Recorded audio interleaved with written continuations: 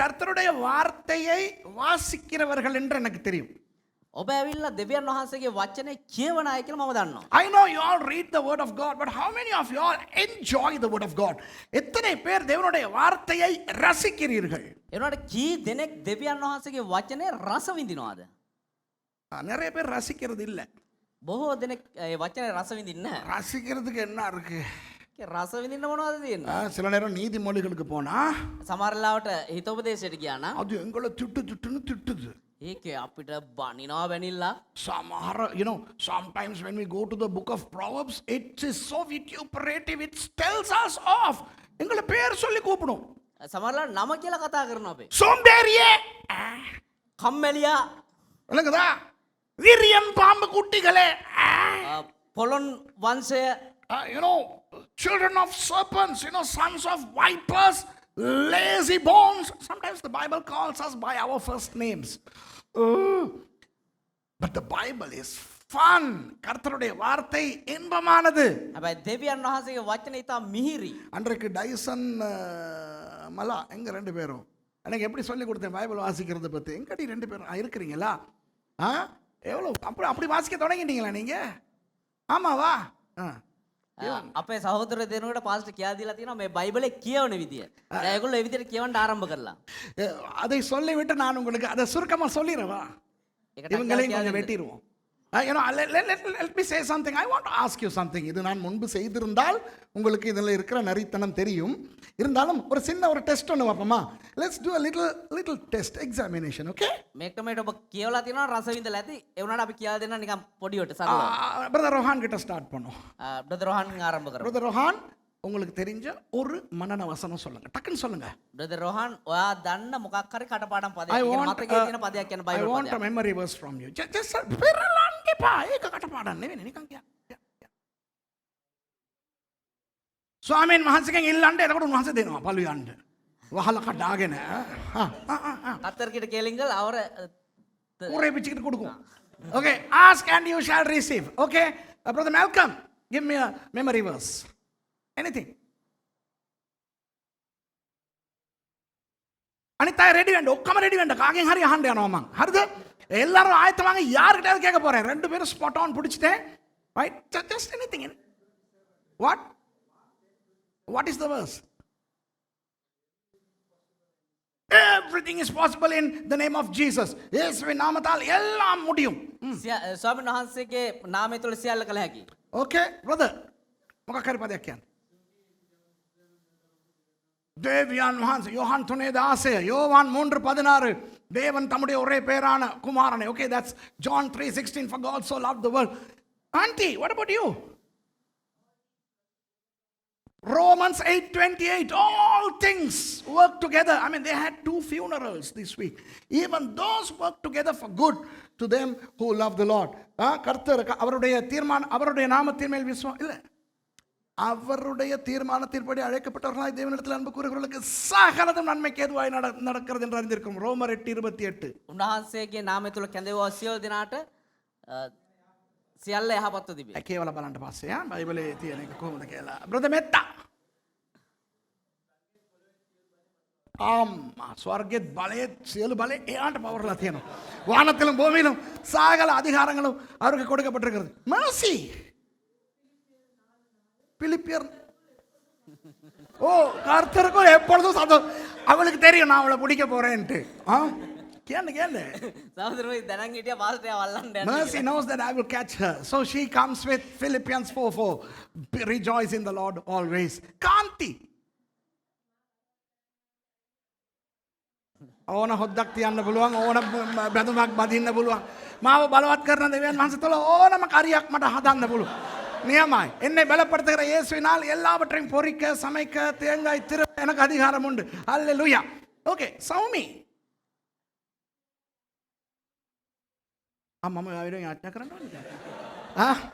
என்னை நோக்கி கூப்பிடுகிறவனுக்கு நான் எல்லாவற்றையும் செய்வேன். I will hear he who praises me. ராணுக்கா அன்பின் பரிபூர்ணம் இயேசுவானவர். ரைட். ஓகே, தவ தெகா இன்னும் 2 பேர்கிட்ட நான் கேட்க போறேன். கேட்காமலே சொல்லுது, சாட்சி சொல்ல விடுறது இல்லை தானே, அதனால இதுதான் சான்ஸ் சொல்லுது. ஓகே எகாக் பிரதர் சார்ல்ஸ் சொல்லுங்க. ஆமா, உன்னதமானவரின் உயர் மறைவில் இருக்கிறவன் சர்வ வல்லவரின் நிழலில் தங்குவான். मैं एक तिब्बतीने गीतावली एक विषय के तो ने अनु एक ने मारू करला राइट.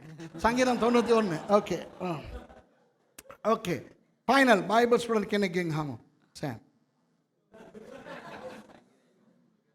அவ்வளவுதான் 23ஆம் சங்கீதம். கீதாவிலே விதித்து Psalm 23, the Lord is my shepherd, I shall not be in want. கர்த்தர் என் மேய்ப்பராய் தாழ்ச்சியடையேன் என்று. இப்போ இந்த மனன வசனங்கள் எல்லாம் මේ අපි මතකයේ තියන් ඉන්න බයිබල් පද සියල්ල நல்லது. හොඳයි. These are all wonderful memory verses. அப்போ நான் உங்களுக்கு சொன்னேன், நான் ஒரு மெமரி verse ஒன்று சொல்றேன். දැන් පාස්ටර් එක බයිබල් පදයක් කියන්න යනවා. 1 நாளாகமம் 1:1. එක ගණන් එක ලේකම් එකේ 4.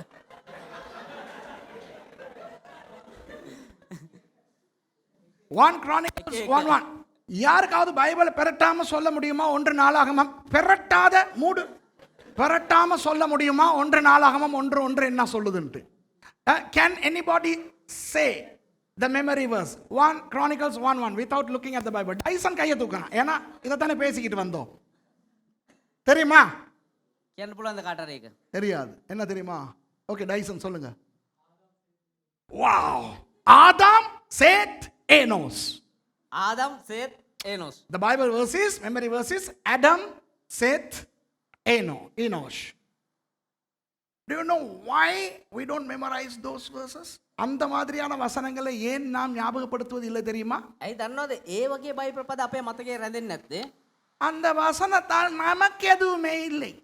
ඒ පදය තුලින් අපිට ගන්න මොකුත් නැහැ. We don't have anything in that verse. இப்போ நீங்கள் சொன்ன அநேகமான வசனங்களை பாருங்கள். දැන් ඔබ කිව්වා වූ ඒ බොහෝ බයිබල් පද දිහා බලන්න. அதுல ஏதாவது நமக்கு லாபம் இருக்கும். ඒ පදවලින් මොනවා හරි ලාභයක් අපිට තියෙනවා. Look at most of the Bible verses that you said that you remember. There is something for you in that. This guy said the Lord is my shepherd and I shall not want. கர்த்தர் என் மேய்ப்பராய் இருக்கிறார். ස්වාමීන් වහන්සේ මාගේ එඬේරව සිටිනවා. அதனால எனக்கு குறையில்லை, எனக்கு ஏதோ நடக்குது. ඒ නිසා මට මොනවා හරි දෙයක් ලැබෙනවා. There is something for me in that. விளங்குதா உங்களுக்கு? இப்போ நீங்க சொன்ன வசனங்கள்ல பாருங்க, ஏன் அதெல்லாம் ஞாபகப்படுத்தி வச்சிருக்கிறீங்க? ඇයි දන්නවද මේ බයිබල් පද අපි මතකේ තියන් ඉන්නේ? ஏதாவது ஒரு நன்மை நமக்கு இருக்கு. මොනවා හරි යහපත් දෙයක් තියෙන නිසා. You know, why do we remember these memory verses? Because there is something for us in those verses. So these are memory verses that contain a selfish connotation. இந்த வேத வசனங்கள் எல்லாம் මේ බයිබල් පද සියල්ල ஏதோ சுயநலத்தை கொண்டது. ஐயோ அந்த வசனங்களை மனப்பாடம் பண்ண வேணாம்னு நான் சொல்லலங்கோ. ඒ කියන්නේ ඒව මතක තියාගන්න එපා කියලා නෙමෙයි. කියන්නේ ඒ හැම බයිබල් පදයකම අපිට මොකක් හරි දෙයක් තියෙනවා. අපිට ලාභයක් තියෙනවා. I don't say you should not memorize those Bible verses. My goodness, the promises are for us. The wonderful messages that are in the Bible are for us. வேதத்திலே இருக்கின்ற வாக்குத்தத்தங்கள் நமக்கானவை. ඒ බයිබලේ තිබෙනා වූ පොරොන්දු පද අපිට අවශ්‍යයි. இதிலே சொல்லப்பட்டிருக்கின்ற ஆசீர்வாதங்கள் நமக்கானவை. මේකේ තිබෙනා වූ ආශිර්වාදාත්මක දේවල් අපිට තමා. ஆகவே அதெல்லாம் வேண்டும். ඒ නිසා ඒ සියල්ල අවශ්‍යයි. So we need all those verses. But then there are verses that have no benefit to us. எங்களுக்கு பிரயோஜனம் இல்லாத வசனங்கள் கொஞ்சம் இருக்கின்றன. එනවාට අපිට ප්‍රයෝජන නැති බයිබල් පදත් කීපයක් තිබෙනවා. உதாரணம் அந்த 1 நாளாகமம் 1:1. උදාහරණයක් විදිහට ඒ ගණන් කතාව එක එක. එක ලේකම් පොතේ එක එක පදය. You know, for example, 1 Chronicles 1:1. இப்போ உங்களுக்கு என்ன நன்மை? ஆதாம், சேத், ஏனோஸ்.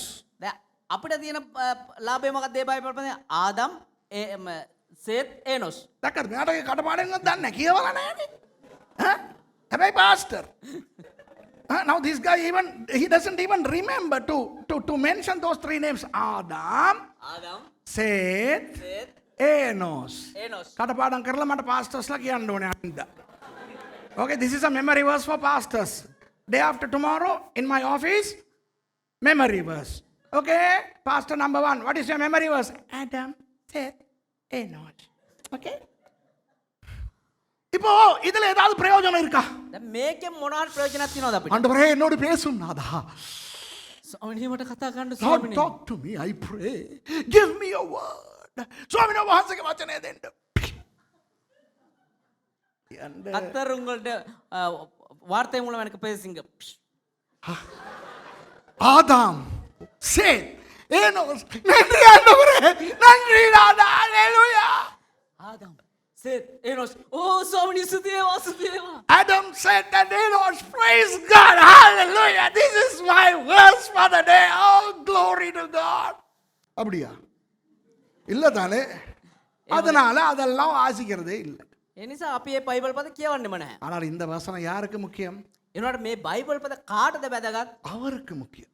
උන්වහන්සේට වැදගත්. But these verses are important to God. So I taught these guys, நான் இவர்களுக்கு கற்றுக் கொடுத்தேன். පාස්ටර් මේගොල්ලන්ට කියා දුන්නා வேதம் வாசிக்கும் போது බයිබලයේ කියවද්දී உனக்கு ஆசையானது, உனக்கு நன்மையானது, உனக்கு தேவையானது மாத்திரம் வாசிக்காமல் අපිට කැමති අපිට ආශිර්වාද තියෙන අපිට හිත් ගන්න ඒවා දේව පද විතරක් කියවන්න නැතිව அவருக்கு தேவையானதையும் வாசி என்று. උන්වහන්සේට අවශ්‍ය දේවලුත් කියවන්න කියලා. I taught them not to just read verses that are beneficial to you, practical to you, important to you, but also those that are important to God. ஆண்டவருக்கு ரொம்ப முக்கியம் දෙවියන් වහන්සේට ඉතා වැදගත් ஆதாம், சேத், ஏனோஷ். Adam, Seth, ඒනොස්. You know, Adam, Seth, and Enosh were so important and are still important to God. Why? ஏன் தெரியுமா? ඇයි දන්නවද? ஆதாம் அவருடைய சாயலாக அவர் படைத்த முதல் மனிதன். ආදම් කියන්නේ උන්වහන්සේගේ ස්වරූපයෙන් උන්වහන්සේ මෙව පළවෙනි මනුෂ්‍යයා. உங்க முத புள்ளைய உங்களுக்கு மறக்க முடியுமா? ඔයාලගේ පළවෙනි දරුවවට අමතක කරන්න පුළුවන්ද? Can you ever forget your first child? You know, the child which promoted you to become a mother or a father. உங்களை ஒரு அம்மாவாக அப்பாவாக பதவியேற்றம் செய்த அந்த முதல் பிள்ளையை யாராவது மறக்க முடியுமா? ඔබ අම්මා කෙනෙක් කරපු ඔබ පියෙක් කරපු ඒ පළවෙනි දරුවා ඔබට අමතක කරන්න පුළුවන්ද? Can any one of you forget your firstborn which promoted you to be a mother or a father? On the same token, Adam was the first man to be created by God. So Adam is still important to God. ஆதாம் தேவனால் படைக்கப்பட்ட முதல் மனுஷன். ආදම් ඇවිල්ලා දෙවියන් වහන්සේ මෙව පළවෙනி මනුෂ්‍යයා. ஆதாம் ஆண்டவருக்கு எவ்வளவு முக்கியம்? ආදම්ව දෙවියන් වහන්සේට කොච්චර වැදගත්ද? புரியுதா உங்களுக்கு? තේරෙනවද ඔබට? சேத் யார்? සේත් කියන්නේ කවුද? காயினும் ஆபேலும் அவுட். உங்களுக்கு கதை தெரியும். කායින් ආබෙල් ඒ දෙන්නා කතාව දන්නා. ඒගොල්ලෝ කැපිලා ගිහලා Now ඉවරයි. you know who Seth was, the third child of Adam and Eve. Cain and Abel blew it. I mean, they were out of the scene. So Seth was the guy to continue the human race from Adam. So Seth is so important to God. Seth மனுஷ பரம்பரையை ஆதாமுக்கு பிறகு கொண்டு போனவர். සෙත් කියන්නේ ආදම්ට පස්සේ මනුෂ්‍ය පරම්පරාව ගෙනියන කෙනා. ஆகவே சேத் ஆண்டவருக்கு எவ்வளவு முக்கியம்? නිසා සෙත්ව දෙවියන් වහන්සේට කොච්චර වැදගත්ද? சேத்தினுடைய மகன் ஏனோஸ். සෙත්ගේ පුතා තමයි ඒනොස්. The son of Seth was Enosh. So how important would Enosh be to God to this day? இன்று வரை ஆண்டவருக்கு ஏனோஸ் எவ்வளவு முக்கியம்? එහෙමනම් ඒනොස් දෙවියන් වහන්සේට කොච්චර වැදගත් වෙයිද? ஆகவே கிறிஸ்தவர்கள் ஒன்று நாளாகமம் ஒன்று பார்க்கும்போது එතකොට කිතුනුවන්ට එක ලේකම් එක කියවද්දී ஆதாம் சேத் ஏனோஸ் வேணாம், இந்த அதிகாரமே வேணான்ட்டு சங்கீதத்துக்கு ஓடிடுவாங்க. එතකොට ආදම් සෙත් ඒනොස් අයියෝ මේ පරිච්ඡේදම එපා කියලා එහෙමම ගීතාවලිය පොතේ. ஏனென்றால் எனக்கு ஒண்ணுமே இல்லையே. ඇයි කියනවා මට කිසිම දෙයක් නැහැ அந்த නේ. வசனத்துல என்ன தடவுறதுக்கு ஒண்ணும் இல்ல. ඒ පදය තුල මාව මේ நலவன் නලවන්න මොකුත් නැහැ. என்ன கொஞ்சிறதுக்கு ஒண்ணும் இல்ல. මාව හුරතල් කරන්න මොකුත් නැහැ. எனக்கு ஊட்டி விடுறதுக்கு ஒண்ணும் இல்ல. මට කවන්න මොකුත් නැහැ. எனக்கு பால் கொடுக்கறதுக்கு ஒண்ணும் இல்ல. මට කිරි දෙන්න මොකුත් නැහැ. In that verse there is no cuddling, there is no tadaving, there is no conjing, there is no feeding. There is nothing for me, so I don't bother. That's not. Hey, you don't even know to pronounce those names, let alone those verses be your memory verses. அந்த பேர்களை கூட உச்சரிக்க நாக்கு சுளுக்குது. ඒ නම් වලටත් අපේ දිව පැටලෙනවා. அப்புறம் எங்க மனன வாசனம் ඉතින් කොහෙද? ඉතින් කොහෙද ඒක මතක තියාගන්නේ?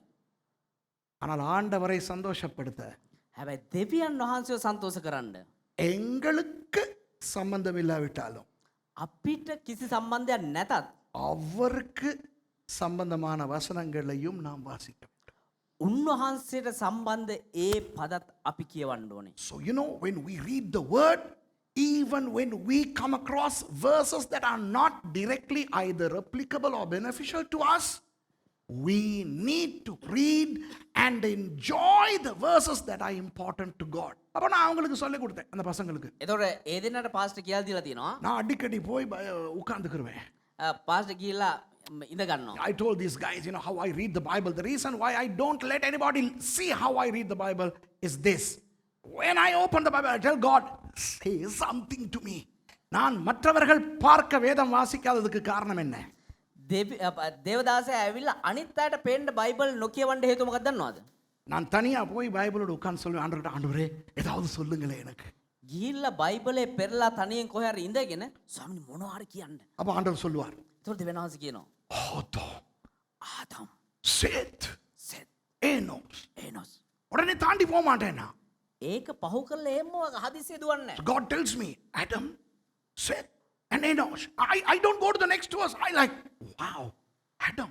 So that's the first guy you created, Lord. He's still important to you. So you want to tell me that you still remember Adam, okay? நான் சொல்ல ஆண்டவரே ஆதாம் நீங்கள் படைத்த முதல் ஆள் இல்லையா? දෙවියන්වහන්සේ එහෙනම් ආදම් ඔයා පළවෙනි මවපු මිනිස්සයා නේද? இன்னும் உங்களுக்கு அது முக்கியம் இல்லையா ஆண்டவரே? යාව තවත් වාට වැදගත් නේද? அதனால தான் இன்னைக்கு நீங்க அவரை பத்தி சொல்றீங்க. சொல்லுங்க நாதா. ඒ නිසා නෝ අදත් එයා ගැන කතා කරන්නේ. හරි කියන්න ස්වාමීනි. This is how you have to please God.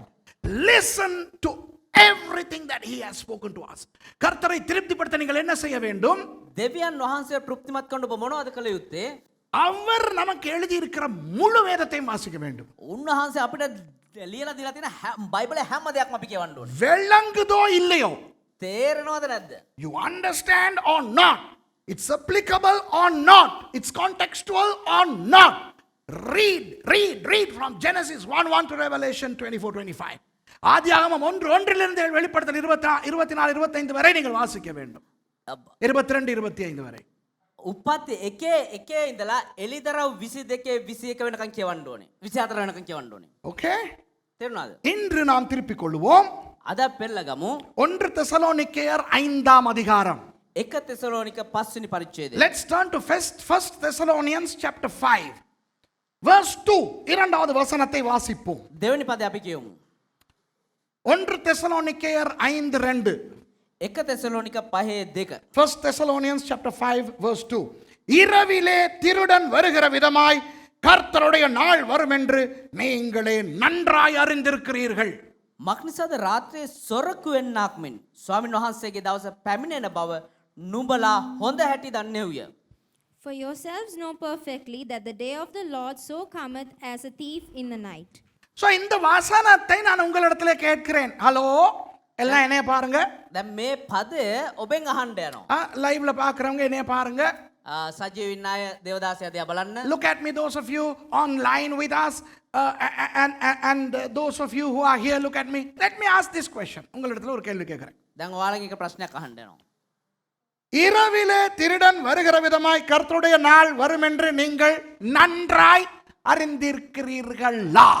මක්නිසාද රාත්‍රියේ සොරකු වෙන්නක් මෙන් ස්වාමීන් වහන්සේගේ පැමිණෙන බව නුඹලා හොඳ දවස පැමිණෙන බව නුඹලා හොඳ හැටි දන්නවද? Do you know very well that the day of the Lord is at hand as a thief in the night? Tell me yes or no. ஆமாவா இல்லையா?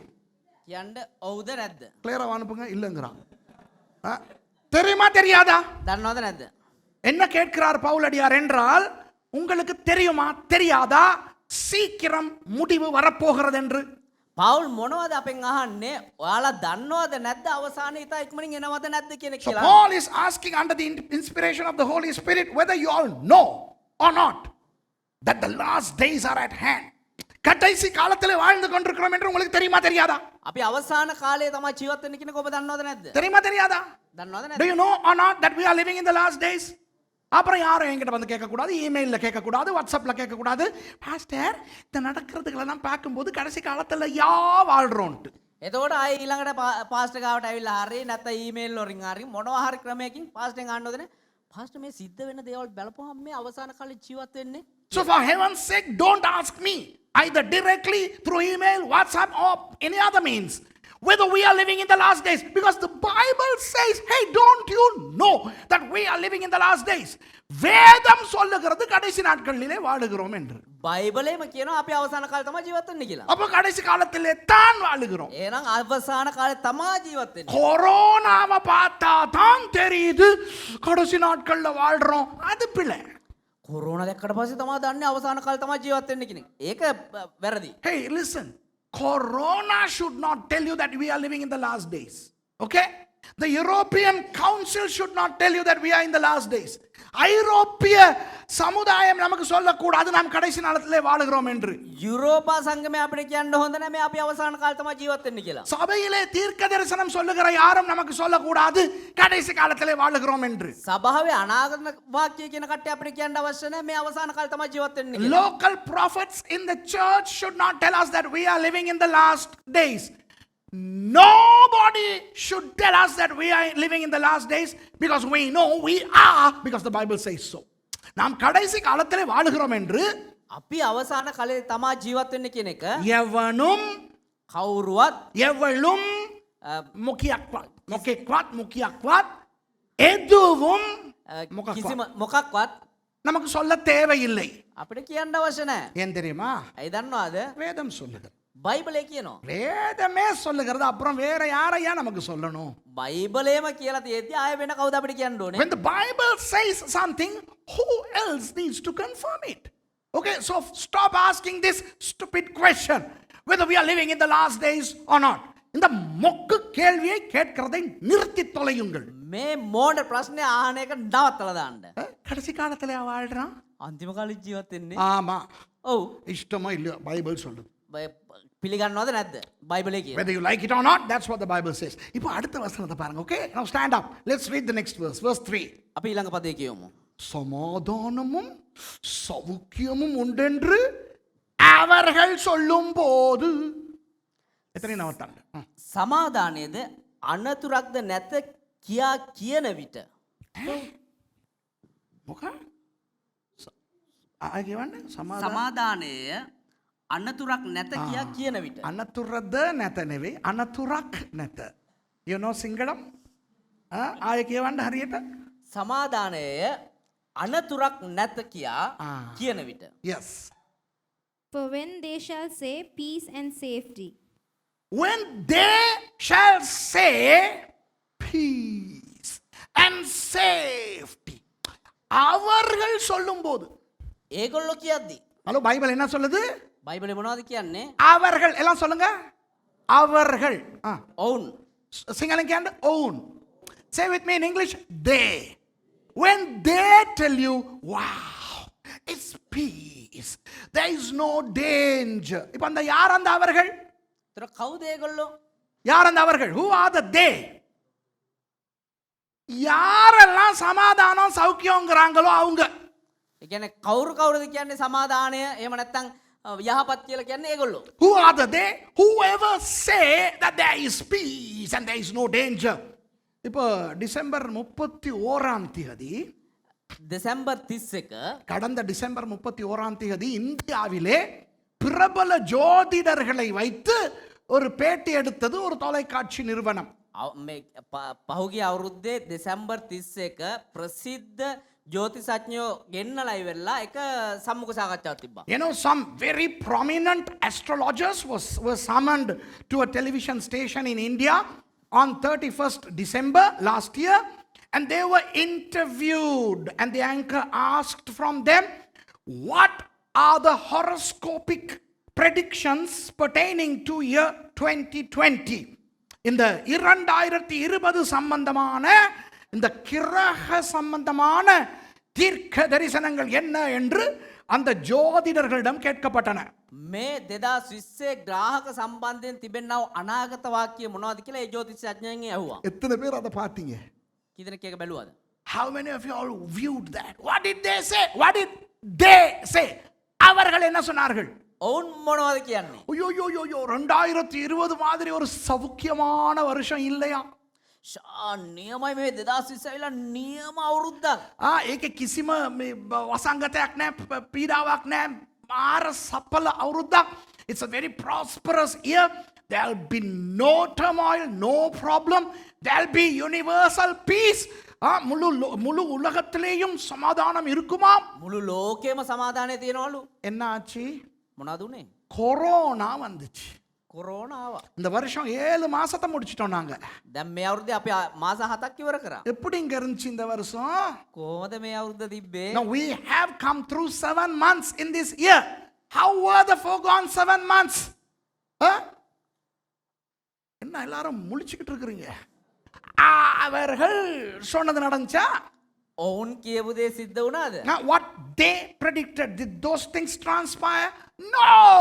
Okay, அப்ப அவர்கள் யார்? அவர்கள் உலகத்தவர்கள், ஜோதிடர்கள், இவர்கள். ඒ කියන්නේ ඔවුන්. ඒ කියන්නේ කවුද ඔවුන් කියන්නේ? ලෝකේ ඉන්න මිනිස්සු එහෙම නැත්නම් ජ්‍යොතිෂඥයෝ ඒ වගේ අය. So they, who are they? The astrologers, the worldly people.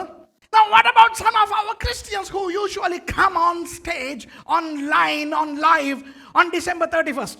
இப்போ உலகத்தை கொஞ்சம் விடுவோம், நம்ம ஆக்களுக்கு வருவோம். ලෝකේ අතල්ලා දාමු අපේ මිනිස්සු ගාවට එමුකෝ. டிசம்பர் 31 வந்தா சில பேர் புறப்பட்டு வந்துருவாங்க ஆன்லைனுக்கு. දෙසැම්බර් 31 ආව නම් සමහරව එනවා සජීවීව. 2020 குறித்து கர்த்தர் என்ன சொல்லுகிறார்?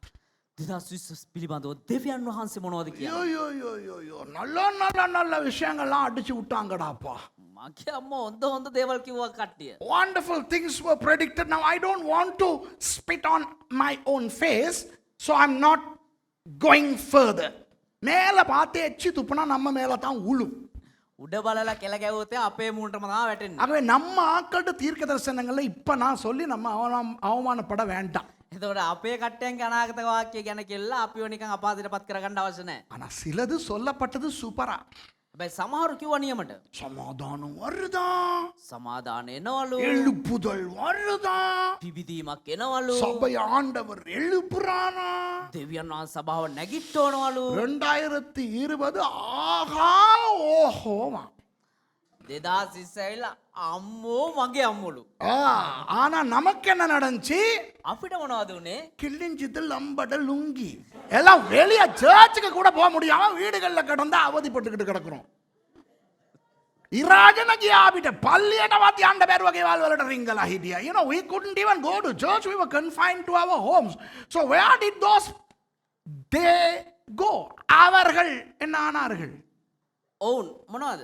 ஆகவே அவர்கள் என்று சொல்லும் பொழுது ඒ නිසා ඔවුන් කියලා කියද්දී அது யாராயும் இருக்கலாம். ඒක කවුරු වුණත් වෙන්න පුළුවන්. வசனம் என்ன சொல்லுகிறது? හැබැයි වචනේ මොනවද කියන්නේ? சமாதானம், සමාදානය, சவுக்கியம், අනතුරක් නැහැ. இப்படி சொல்லுகிறவர்கள்.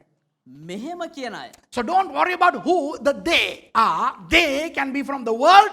They can be from the kingdom of God. But whoever the they are, they say, oh, there's going to be universal peace. There's going to be peace. And there is going to be no danger. Now let's read the verse. The rest of the verse.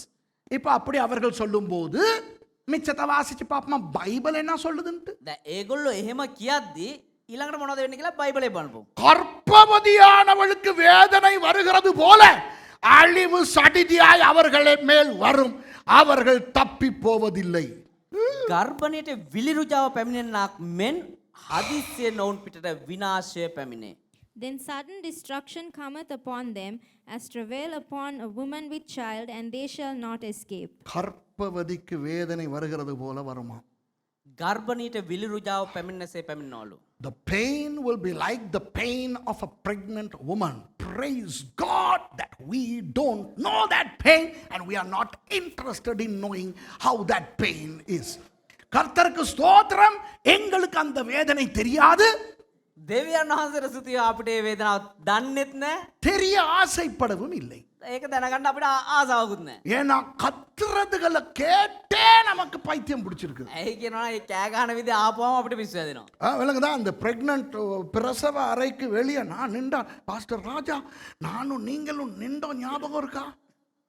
Pass රාජ්‍යයි දේවදාසයයි ඒ වගේ කෑ ගහන වෙලාවක හිටියලු.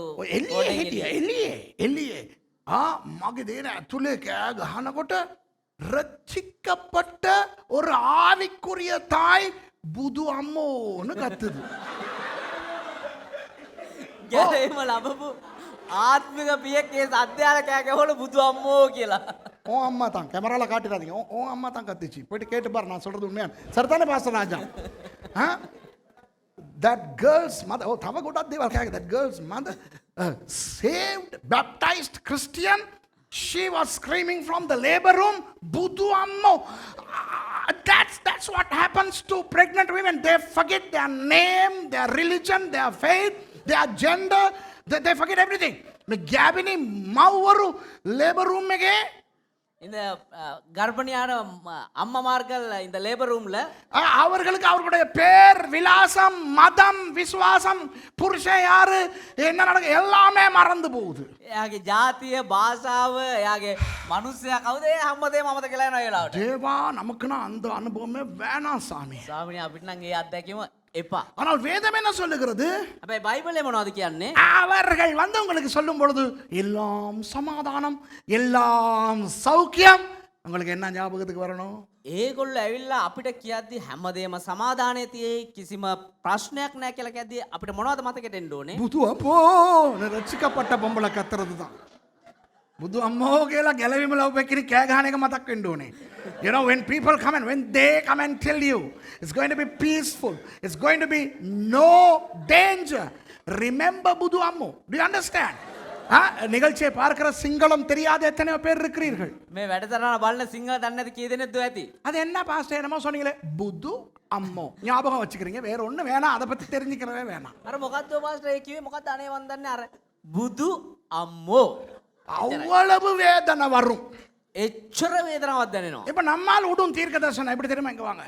දැන් අපේ කට්ටිය දාන අනාගත වාක්‍ය You මේවා. know, our people, you know, sometimes they pray, திரும்ப அதை மூஞ்சி காட்ட தேவையில்லை. மகனே, පුත්‍රය இன்று முதல் உனக்கு சமாதானம். අද පටන් ඔබට සමාදානයි. இன்று முதல் கர்த்தர் உன்னை ஆசீர்வதிப்பார். අද පටන් දෙවියන් වහන්සේ ඔබ ආශිර්වාද This කරනවා. has become a trend in the Pentecostal circles, you know, to predict to people saying, from today God is going to bless you. From today everything is going to be all right. அப்ப நீ என்ன சொல்லிக்கிட்டே போகணும் அப்படி ரிவர்ஸ்ல? புது அம்மோ.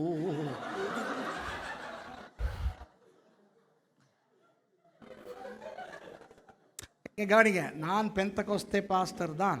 දේවදාසයක් කියනවා මම පෙන්තකොස්ත දේවදාසයෙක් තමයි. I am a Pentecostal pastor. I am not ridiculing these things. I am not talking against these things. இவற்றுக்கு எதிராய் நான் பேசவில்லை, இவற்றை அவமதிக்கவில்லை. මේවා අපහසෙන් ලක් කරනවන්නේ මේවට විරුද්ධව කතා කරනවත් නෙවෙයි. ஆனால் பெந்தகோஸ்தே கிறிஸ்தவர்களும் வேதத்துக்கு வருகிற காலம் இது.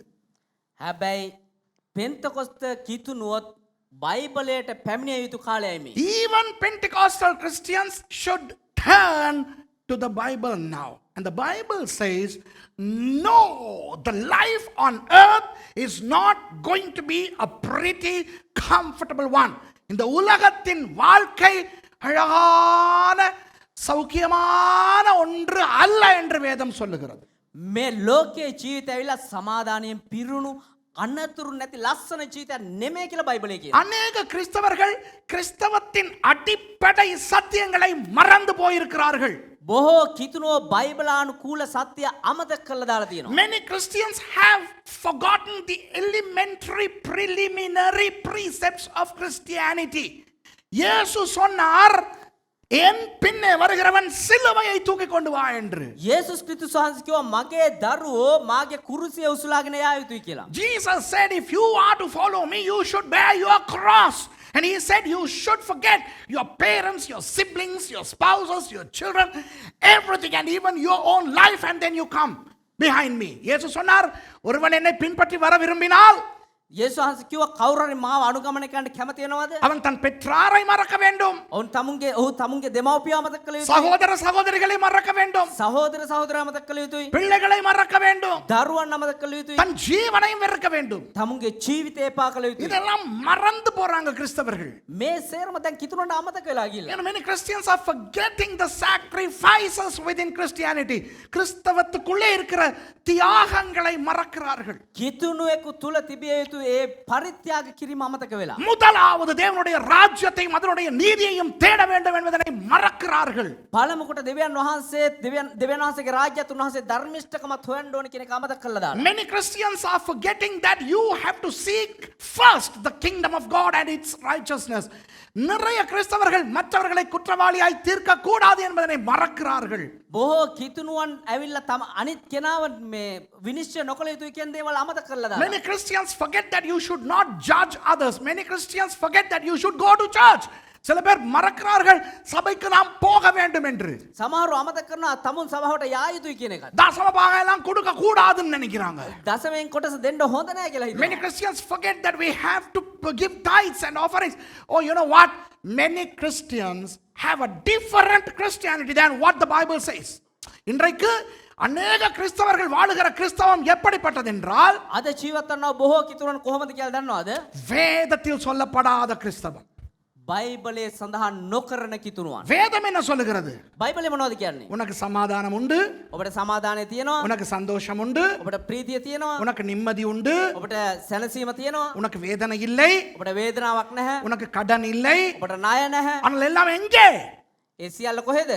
சொர்க்கத்திலே, பரலோகத்திலே, நித்திய ஜீவனிலே. ඒ සියල්ල අපිට සදාකාල ජීවනයේ නැත්නම් ස්වර්ගය තුල. Yes, the Bible says you have peace, you have joy, you don't have debt, you can live a gala life, but where? In heaven, that's eternal life. ஆனால் இந்த உலகத்திலே உங்களுக்கு அநேக பாடுகள் உண்டு என்று சொல்லியிருக்கிறார். ஆமாவா இல்லையா? හැබැයි මේ ලෝකයේ තුල ඔබට බොහෝ පීඩාවන් තියෙනවා කියලා කියලා තියෙනවද නැද්ද? But Jesus said, in this world you will have persecutions, turmoils and problems. ஆகவே தயவு செய்து சும்மா அவர்கள் யாரோ அவர்கள் சொல்வதை நம்பாதீர்கள். ඒ නිසා කරුණා කරලා ඒගොල්ලෝ ඔවුන් කියන දේ විශ්වාස කරන්න. ඔවුන් කවුරු වෙච්ච දේ ඔවුන් කියන දේ විශ්වාස කරන්න. So stop taking on board things are told you by them, whoever they are. So let's read this verse again, okay? The whole verse number 3.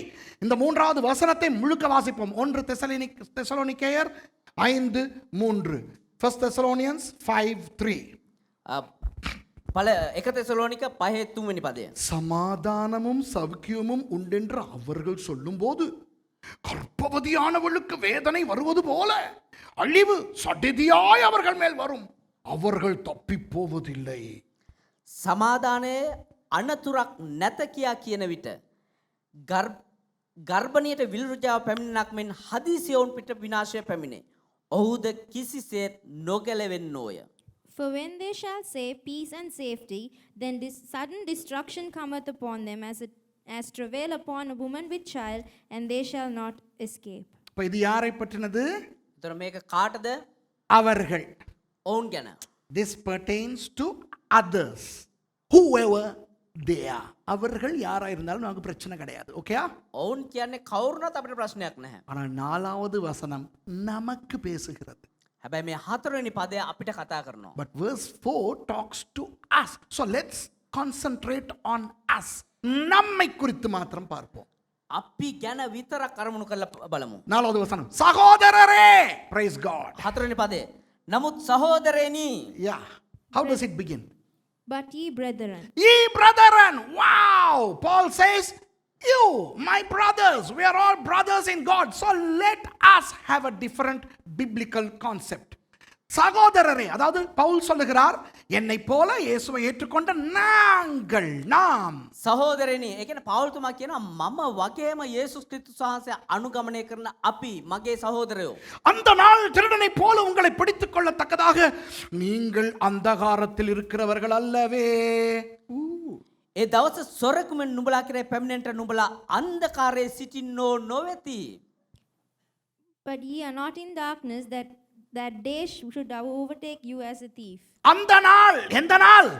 ඒ දවස කවද්ද? இந்த உலகத்தின் கிறிஸ்தவர்களுக்கான கடைசி நாள்.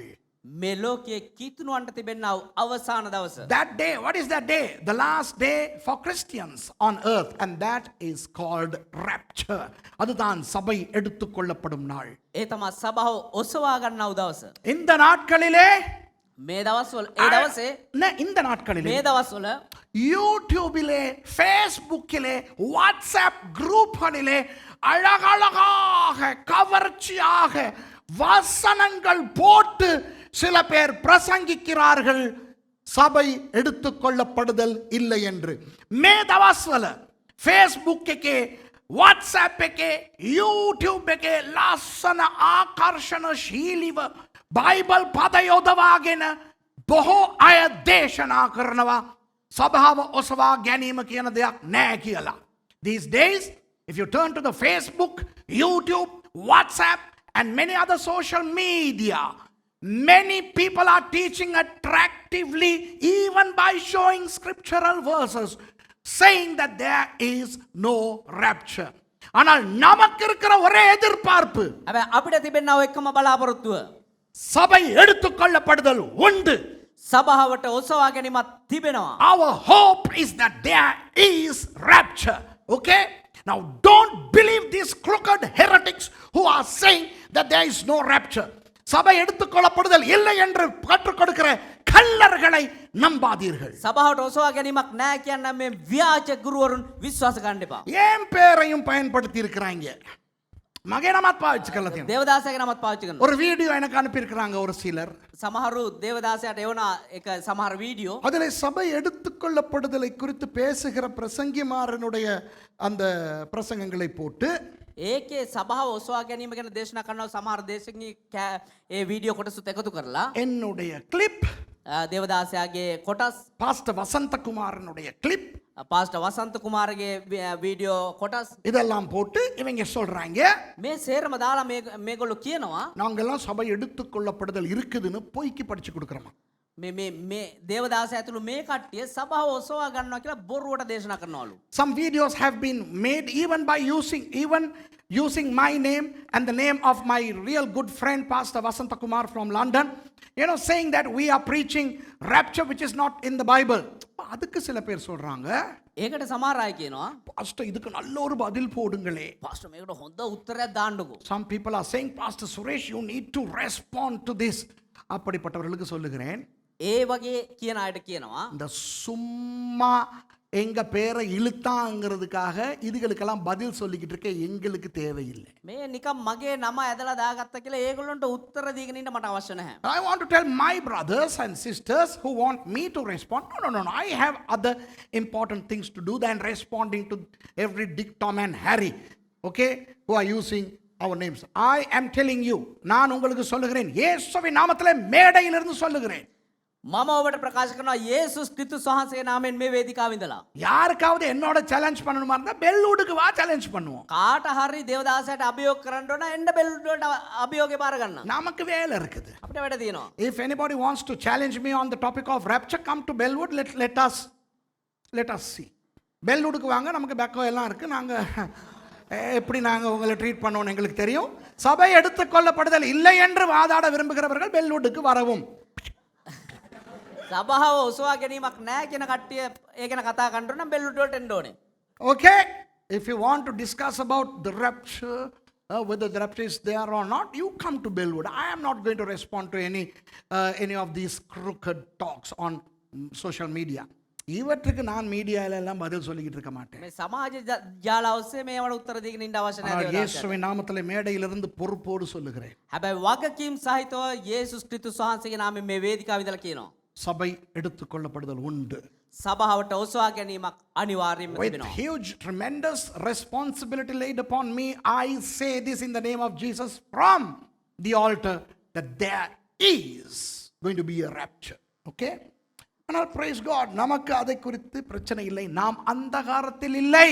අපිට ඒ ගැන ප්‍රශ්නයක් නැහැ. ඇයි දන්නවද අපි අන්ධකාරයේ නෙවෙයි We ජීවත් don't have a problem about that because we are not in darkness.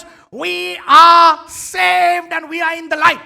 நாம் ரட்சிக்கப்பட்டு இயேசுவின் ஒளியுக்குள் வந்திருக்கிறோம். ஆமென். අපි කැලේම ලැබලා යේසුස් ක්‍රිස්තුස් වහන්සේගේ ආලෝකය තුල ජීවත් වෙනවා. ஐந்தாவது வசனம் சொல்லுகிறது உங்களை பார்த்து. පස්වෙනි පදේ ඔබ බල්ලා අපිව බල්ලා කියනවා. Verse 5 says to you and you, all of us, நீங்கள் எல்லாரும் வெளிச்சத்தின் பிள்ளைகளும் பகலின் பிள்ளைகளுமாய் இருக்கிறீர்கள். நாம் இரவுக்கும் இருளுக்கும் உள்ளானவர்கள் அல்லவே. කුමක්කෙන්ද නුඹලා සියල්ලෝ ආලෝකයේද දවාලයේද පුත්‍රෝය. අපි රාත්‍රියටවත් අන්ධකාරයටවත් අයිති නොමුව. Ye are all the children of light and the children of the day. We are not of the night nor of dark. Hello, நீங்கெல்லாம் வெளிச்சத்தின் பிள்ளைகள். பைபிள் சொல்லுது.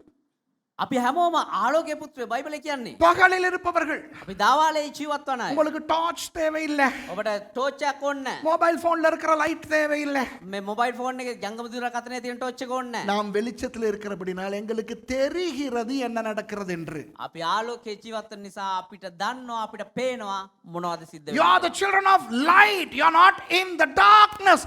You are the people of the daytime. So you don't need a torch. You don't need a mobile phone light. You don't need any external illumination. And you see what's going on in the world. இருளிலே இருந்தாதான் என்ன நடக்குன்னு தெரியாது.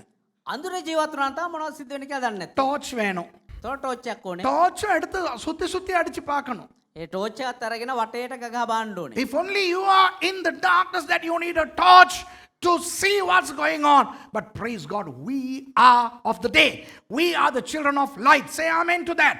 நமக்கு அது பிரச்சனை இல்லை. நாம் பகலின் பிள்ளைகள், வெளிச்சத்தின் பிள்ளைகள். අපිට ඒ ගැන ප්‍රශ්නයක් නැහැ. අපි දවාලේ පුත්‍රයෝ, අපි ආලෝකයේ පුත්‍රයෝ. இப்போ ஆண்டவர் உங்களுக்கும் எனக்கும் என்ன சொல்லுகிறார் என்று பார்ப்போம். ஓகே? දැන් දෙවියන් වහන්සේ ඔබටත් මටත් මොනවද කියන්නේ කියලා බලමු. Now let us see what the Lord says to you and I. Verse 6, ஆறாவது வசனம். ஆகையால் மற்றவர்கள் தூங்குகிறது போல நாம் தூங்காமல் விழித்துக்கொண்டு தெளிந்தவர்களாய் இருக்க கடவோம். එබැවින් වෙන තැනැත්තන් මෙන් අපි නිදා නොගෙන අවදිව මත් නොවී සිටිමු. Therefore, let us not sleep as do others, but let us watch and be sober. தூங்குகிறவர்கள் ராத்திரியிலே தூங்குவார்கள், வெறி கொள்ளுகிறவர்கள் ராத்திரியிலே வெறி கொள்ளுவார்கள். ஏழாவது வசனம். මක්නිසාද නිදාගන්නෝ රාත්‍රයේ නිදාගනිති, මත්වන්නෝ රාත්‍රයේ මත්වෙති. For they that sleep, sleep in the night, and they that be drunken are drunken in the night. எட்டாவது வசனம். பகலுக்குரியவர்களாகிய நாமோ தெளிந்தவர்களாயிருந்து விசுவாசம், அன்பு எனும் மார்க்கவசத்தையும் ரட்சிப்பின் நம்பிக்கையனும் தலைச்சீராவையும் தரித்துக் கொண்டிருக்க கடவோம். අටවෙනි පදේ නමුත් දවල්ට අයිති වූ අපි ඇදහිල්ල සහ ප්‍රේමය නැමැති ලෑවැස්මෙන් ගැලවීමේ බලාපොරොත්තු නැමැති ආරක්ෂා තොප්පියත් පැළඳගෙන මත් නොවී සිටිමු.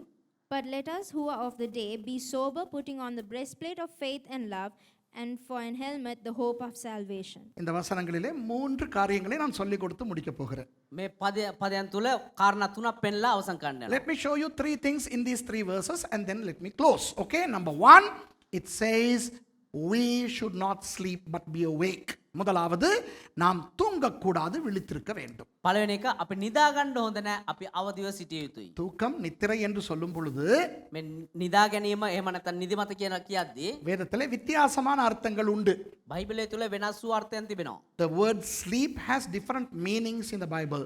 Okay, sometimes sleep means you are dead. சில நேரங்களிலே நித்திரை என்றால் சாவு, செத்து போய்விட்டார். සමහර වෙලාවට නිදා ගැනීම කියන්නේ මරණය. அதை பற்றி இந்த வசனம் பேசவில்லை. දැන් මෙතන ඒ ගැන නෙමෙයි කතා කරන්නේ. This verse does not talk about that. Okay? Then in some places it's the natural sleep that you sleep. This verse does not talk about that because you got to sleep at least 8 hours a day for you to have a healthy life. Okay? Please sleep well. இப்போ நித்திரை என்று சொல்லும் பொழுது அடுத்தது දැන් නිදා ගැනීම කියද්දී ඊළඟට நாம் உறங்க வேண்டிய அந்த உண்மையான நித்திரை, கட்டிலே படுத்து தூங்குற நித்திரை, අපි රාත්‍රියේ එහෙම නැත්නම් ඇඳේ නිදාගන්නේ ඇත්ත අපි නිදාගන්නේ නිදා ගැනීම. அது கண்டிப்பாய் தேவை. ඒක අනිවාර්යයෙන්ම අවශ්‍යයි. 8 மணி நேரமாவது தூங்க வேண்டும் என்று வைத்தியம் சொல்லுகிறது. පැය 8ක්වත් නිදා ගන්න ඕන කියලා වෛද්‍යවරු කියනවා. ஆகவே நன்றாய் உறங்கினால் தான் நம்முடைய சரீரத்துக்கு அது நல்லது. ඒ නිසා හොඳට නිදාගත්තම තමයි ඒක අපේ ශරීර සෞඛ්‍යයට යහපත්. அந்த தூக்கத்தை தூங்காமல் விழித்திரு என்று வேதம் சொல்லவில்லை. ඒ නිදා ගැනීම නිදා ගන්න නැතුව ඇහැල්ලා ඉන්න කියලා නෙමෙයි කියන්නේ. The Bible doesn't say that you should not sleep, you should break sleep and you should fall ill. No. Okay, இது என்ன சொல்லுகிறது? මෙතන මොනවද කියන්නේ? இன்றைக்கு சில பேர் இந்த ஆவிக்குரிய தூக்கத்தில் இருக்கிறார்கள். අද සමහරු ආත්මිකව නිින්දට වැටිලා. Some Christians are spiritually sleeping. They don't know what's happening in the spiritual world. ஆவிக்குரிய உலகத்தில் என்ன நடக்கிறது என்று தெரியாது. ආත්මික ලෝකේ මොනවද වෙන්නේ කියලාවත් දන්නේ නැහැ. விளங்குதா உங்களுக்கு? ஆகவே அப்படி இல்லாமல் நல்ல தெளிவோடு வார்த்தையிலே விழித்திருக்க வேண்டும். එහෙම නැතුව වචනය තුල හොඳ චුවලිතමත්කමෙන් අපි ආත්මිකව ආදිව සිටිය යුතුයි. We should be awake to the word of God. தேவனுடைய வார்த்தையை குறித்து விழிப்புள்ளவர்களாக இருக்க வேண்டும். අපි දෙවියන් වහන්සේගේ වචනය පිළිබඳව අවදිව සිටිනව සිටිය යුතුයි. அவர் என்ன சொல்றாரு? අරයා මොනවද කියන්නේ? இவர் என்ன சொல்றார்? මෙයා මොනවද කියන්නේ? அந்த தீர்க்கதரிசி எங்க குடும்பத்துக்கு என்ன சொன்னார்? ඒ අනාගත වත්රුවරයා අපේ පවුල ගැන මොනවද කියන්නේ? இந்த தீர்க்கதரிசி டிவில என்ன சொல்றார்? මේ අනාගත වත්රුවරයා ටීවී එකේ මොනවද කියන්නේ? நம்ம பாஸ்டர் என்ன சொல்றார்? අපේ පාස්ටර් මොනවද කියන්නේ? இதெல்லாம் தேவையில்லைங்கோ. මේ කිසිවක් අවශ්‍ය නැහැ. What does that prophet say? This prophet say? This prophecy say? This pastor says? We don't need any of that. We need to be vigilant. We need to be awake to the word of God only. தேவனுடைய வார்த்தைக்கு மாத்திரமே நாம் விழிப்புள்ளவர்களாக இருக்க வேண்டும். දෙවියන් වහන්සේගේ වචනයට පමණක් අපි අවදිව සිටිය යුතුයි. புரிகிறதா? තේරුණාද? அது முதலாவது. அடுத்தது ඒක තමයි පළවෙනි කාරණාව. ඊළඟට இரண்டாவதாக 8வது வசனம் சொல்லுகிறது, දෙනොට 8 වෙනි පදයේදී කියනවා விசுவாசம் அன்பு எனும் மார்க்கவசத்தை போட்டுக்கிறோம். ඇදහිල්ල සහ ප්‍රේමය නැමැති ලෑවැස්ම පැළඳ ගන්න. Verse 8 says that we should wear the breastplate of faith and love. Now, why a breastplate? மார்க்கவசம் எதற்கு? ඇයි ලෑවැස්ම මොකටද? இருதயத்தை காத்துக்கொள்ள வேண்டும். අපේ හදවත ආරක්ෂා කරගන්න. இருதயத்தில் என்ன இருக்கிறது? හදවත තුල මොනවද තියෙන්නේ? உணர்வுகள். හැඟීම් තියෙනවා. Why should we guard our hearts? Because the heart, that's where our emotions are. What are the emotions? Good ones, bad ones, sad ones, happy ones, okay, lovely ones, not so lovely ones.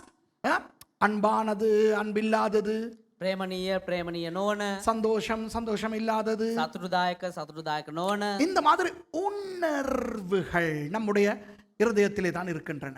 මේ වගේ හැඟීම් අපේ හදවත තුල තිබෙනවා. Our feelings, our emotions are in the heart. So the suggestion here, the advice here is, in these last days, hey Christians who live in the light, guard your feelings, guard your emotions. இந்த கடைசி காலத்திலே, මේ අවසාන කාලේ, இந்த பகல் காலத்திலே, මේ දවල් කාලේ, இந்த வெளிச்சத்தின் காலத்திலே, මේ ආලෝකයේ කාලේ, வெளிச்சத்தின் பிள்ளைகளாகிய நீங்கள் ආලෝකයේ දරුවන් වන අපි உணர்வுகளை கட்டுப்படுத்திக் கொள்ளுங்கள். හැඟීම් පිළිබඳව එක බාධකයක් දාගන්න ඕනේ. உணர்வுகளால் கட்டப்படாதீர்கள். අපි ඒ හැඟීම් බර වෙලා නරක වෙන්න හොඳ නැහැ. உணர்வுகளால் கட்டுப்படுத்தப்படாதீர்கள். හැඟීම් අපිව පාලනය කරගන්න අවශ්‍යයි. නෑ, හැඟීම් අපිව පාලනය කරන්නට ඉඩ දෙන්න එපා. Do not allow your feelings and emotions to control you. Okay? I don't feel like praying. I don't feel like going to church. I don't feel like. Stop this feeling. Control your feeling. எனக்கு தோணுதில்லை, சர்ச்சுக்கு போகிறதுக்கு தோணுதில்லை, මට මේ පල්ලියට යන්න හිතෙන්නේ නැහැ. எனக்கு இங்கே இருக்கிறதுக்கு தோணுதில்லை, මට මෙතන ඉන්න හිතෙන්නේ නැහැ. எனக்கு படிக்கிறதுக்கு தோணுதில்லை, මට ඉගෙන ගන්න හිතෙන්නේ නැහැ. எனக்கு ஊழியம் செய்யறதுக்கு தோணுதில்லை. මට සේවය කරන්න හිතෙන්නේ නැහැ. ஏண்டா ஊழியம் செய்யணும்னு இருக்கு, මොන සේවයක්ද කරන්න කියලා තියෙනවා. ஏண்டா அப்படி இருக்கா இல்லையா? එහෙම තියනවද නැද්ද? இருக்கும், එහෙම තියෙනවා. வரும், එනවා. ஆனால் அதை கட்டுப்படுத்த வேண்டும். ඒක අපි පාලනය කළ යුතුයි. So yes, these melancholic feelings would come, but we need to control the feelings without lest the feelings start controlling us. நாம் உணர்வுகளை கட்டுப்படுத்தாவிட்டால் අපි අපේ හැඟීම් පාලනය කරගත්තේ නැත්නම් உணர்வு நம்மை கட்டுப்படுத்த ஆரம்பித்து விடும். ඒ හැඟීම් අපිව පාලනය කරන්න ආරම්භ කරයි. நங்கதா? அதற்கு என்ன வேண்டும்? ඒ නිසා මොනවද ඒකට අවශ්‍ය? விசுவாசம், அன்பு. විශ්වාසය, ඇදහිල්ලක්, ප්‍රේමයක්. So we should have faith and love. Love for what? Love God in a crazy way. தேவனை கண்ட மாதிரி அன்பு கூறுங்கள் தேவன் மேல். දෙවියන් වහන්සේට පිස්සෙක් වගේ ආදරය කරන්න. தேவன் மேல் வெறித்தனமான அன்பு இருக்க வேண்டும். දෙවියන් වහන්සේ මත පිස්සෙක් වගේ ආදරය තියන්න. You have to love God crazy to be in the ministry.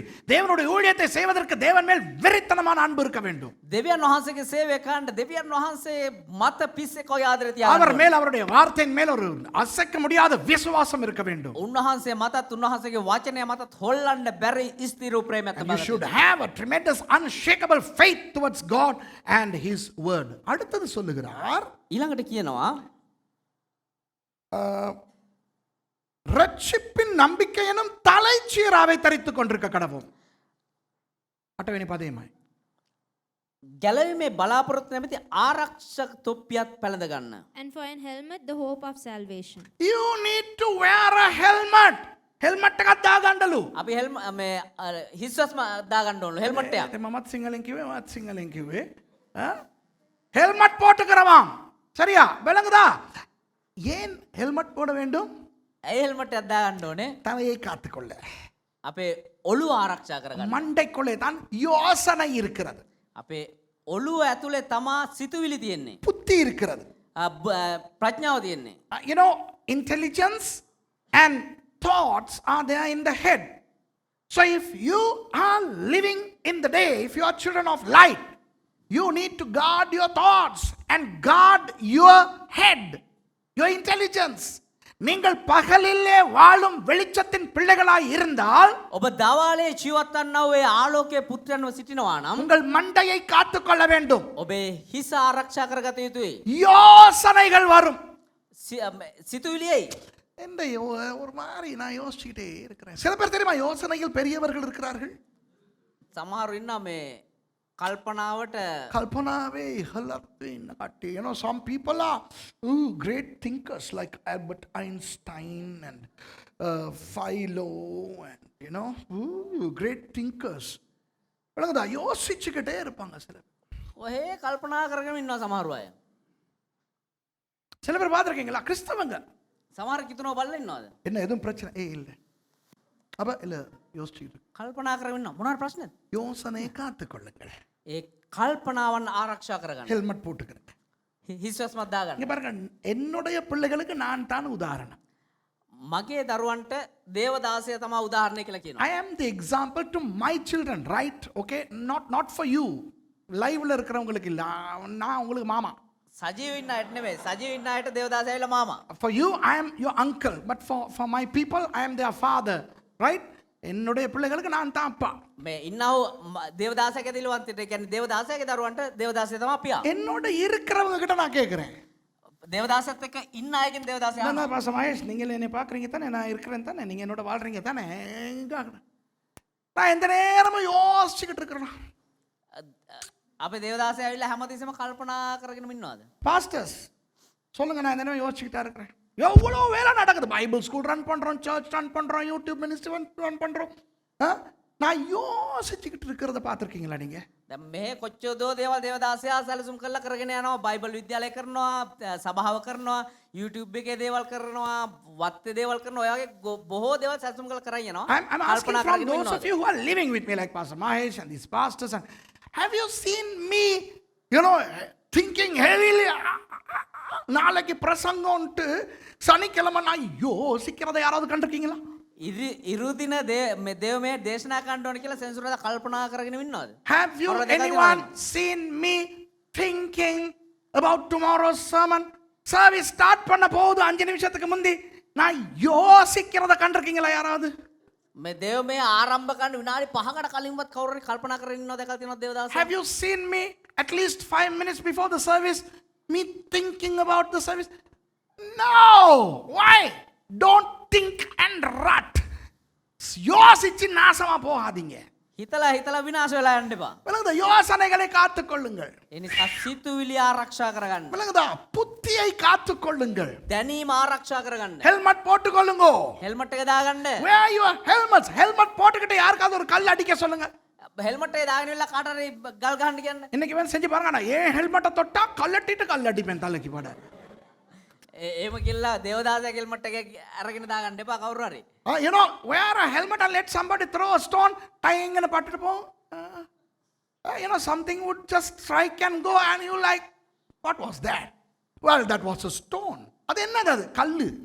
එතකොට මොකක් හරි ටින් ගලවදී මොකද්ද ගල? இங்க பாருங்க, பிசாசும் உலகமும் உங்கள் தலையை நோக்கி கற்களை வீசிக்கொண்டே இருக்கின்றன. මේ ලෝකයත් යක්ෂයත් ඔබේ ඔළුවට මොනවා හරි විසි කරගෙනම තමයි ඉන්නේ. You know, the world and the devil are throwing objects at your head all the time, into your intelligence, into your thought life. உங்களுடைய புத்திக்கு, உங்களுடைய யோசனைகளுக்கு வந்து கொண்டே இருக்கின்றன. ඔබේ සිතුවිලි වලට ඔබේ දැනුමට මොනවා හරි පැමිණෙම ඒ කියන්නේ මොනවා හරි දාගෙනම තමයි ඉන්නේ. ஆனால் ரட்சிப்பின் நம்பிக்கை எனும் ஹெல்மெட்டை போட்டுக்கொண்டால், ඒ වුණාට ගැලවීම නැමැති ඒ හිස්වැස්ම දාගන්න පැලඳ ගන්නලු. but if you are wearing the hope of salvation as your helmet, then you are like, I'm saved, I'm a Christian, I'm a jolly porra, நான் ரட்சிக்கப்பட்டிருக்கிறேன், මම කැලේම ලබලා ඉන්නේ. நான் ஆண்டவருக்குள்ள இருக்கிறேன், මම දෙවියන් වහන්සේ තුල ඉන්නේ. எனக்கு இன்னும் பிரச்சனை இல்லை. அது பட்டு பட்டு தெரிச்சு போய்கிட்டே இருக்கும். මට කිසි ප්‍රශ්නයක් නැහැ. මම ජොලි ඉන්නේ. අවරව ඇවිල්ලා වැදිලා විසිලා යනවා. பாஸ்டர் சுரேஷ் පසුරේෂ් உங்களை பத்தி கேவலமா பேசுறாங்க. ඔයා ගැන මච්චරා විදිහට කතා කරනවා. Ting! ටින් எனக்கு அது கணக்கே இல்லை. ඒක ගානක්වත් නැහැ. என்னோடு இருப்பவர்களுக்கு தெரியும். දේවදාසයත් එක්ක ඉන්න අය දන්නවා. Those of you who are with me, you know, வெக்கமானோ ரோசம் சூடு சொரணம் ஒண்ணுமே எனக்கு இல்லை. ලැජ්ජාව බය නින්දාව අපාස ප්‍රශංසාව දුක සතුට ඕවා දැනෙන කිසිම හැඟීමක් නැහැ. I don't have any of these feelings, you know, and I'm like a dud, you know, you can say anything to me. மூஞ்சிக்கு வந்து நீங்கள் என்னைய பயங்கரமாக கெட்ட வார்த்தையில் கூட திட்டிட்டு போகலன்னா அப்படி இருப்பேன் நான். කවුරු දේවදාසයා ගාවට ඇවිල්ලා කැත්ත කුණුහරුපෙන් මොනවාර කියලා බැලලා මරු. ஏன் தெரியுமா ඇයි දන්නවද? அவையெல்லாம் என் தலைக்குள்ளே நான் எடுத்துக்கொண்டால் ඒ හැම දෙයක්ම ඔළුවට ගත්තනම් என் மண்டை பாதிக்கப்படும். මගේ ඔළුවට තමයි ඒක බලපෑමක් ඇති කරන්නේ. If I take these things into my head, I will be rotten. I don't want that. I want to be happy. எனக்கு சந்தோஷமாக இருக்க வேண்டும். මට ප්‍රීතියෙන් ඉන්න ඕනේ. ஆகவே அன்பானவர்களே, நாம் கர்த்தருக்குள் சந்தோஷமாய் வெளிச்சத்தில் இருக்க வேண்டும் என்றால் එනිසා ප්‍රේමවන්තයනි අපි දෙවියන් වහන්සේ තුල ප්‍රීතියෙන් ආලෝකයේ ජීවත් වෙන්න ඕනේ. நமது உணர்வுகளையும் பாதுகாத்துக் கொள்ள வேண்டும், අපේ හැඟීමුත් අපි පාලනය කරගත යුතුයි. நமது யோசனைகளையும் பாதுகாத்துக் கொள்ள අපේ සිතුවිලිත් අපි ආරක්ෂා කරගත வேண்டும். If යුතුයි. we are to live in the light, we need to protect our feelings, emotions and our thought life and intelligence. சரியா? அப்போ இந்த வசனத்தில் ஆண்டவர் என்ன சொல்லுகிறார்? முடிக்க போறேன். අවසන් කණ්ඩායම එහෙමනම් මේ වචනය තුල දෙවියන් වහන්සේ මොනවද අපිට කියන්නේ? கடைசி காலத்திலே வாழுகிறோம். අපි අවසාන කාලේ ජීවත් වෙන්නේ. We are living in the last days. Don't let corona or a pope or a governmental change or an environmental disaster to tell you that we are living in the last days. The Bible has already told us. அரசாங்கம் எங்களுக்கு சொல்ல தேவையில்லை, රජය අපිට කියන්න අවශ්‍ය නැහැ. உலகத்தின் நிகழ்வுகள் எங்களுக்கு சொல்ல தேவையில்லை, ලෝකයේ සිදුවන සිද්ධීන් අපිට කියන්න අවශ්‍ය නැහැ. கொரோனா எங்களுக்கு சொல்ல தேவையில்லை. කොරෝනා අපිට කියන්න ඕනේ නැහැ. கடைசி காலத்திலே வாழுகிறோம். අපි අවසාන කාලේ තමයි ජීවත් சபை වෙන්නේ. எடுத்துக்கொள்ளப்படுதல் நடக்கும் நடக்கும் நடக்கும். සභාව ඔසවා ගැනීම සිද්ධ වෙනවා සිද්ධ වෙනවා සිද්ධ The වෙනවා. rapture will happen and will happen. Okay? அப்போ நாம் என்ன செய்ய வேண்டும்? එවනම් අපි මොනවද කරන්න இந்த ඕනේ? சமாதானம், சௌபாக்கியம் இதெல்லாம் நம்பி ஏமாறக்கூடாது. ඔය සමාදානය සෞභාග්‍ය ඕවා විශ්වාස කරලා අපි විනාශ වෙන්න හොඳ නැහැ. So don't be deceived by these false promises of peace and painless life. Okay? நாம் என்ன செய்ய வேண்டும்? நம்முடைய இருதயத்தையும் தலையையும் காத்துக்கொண்டு நமது கிறிஸ்தவ வாழ்க்கையை கொண்டு போக வேண்டும். අපි මොනවද කරන්න ඕනේ? අපේ හදවතත් හිසත් ආරක්ෂා කරගෙන අපේ කිතුණු ගමන ගමන් කළ යුතුයි. வாங்க எழும்பிருந்து ஜெபம் பண்ணுவோம். අපි නැගී සිට යාච්ඡා